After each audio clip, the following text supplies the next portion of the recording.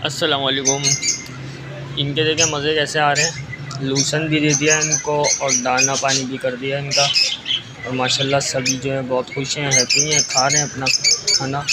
और रैबिट भी भाई बहुत खुश है क्योंकि उसको भी लूसन दे दिया है, वो भी भाई मज़े से खा रहे हैं रैबिट दोनों।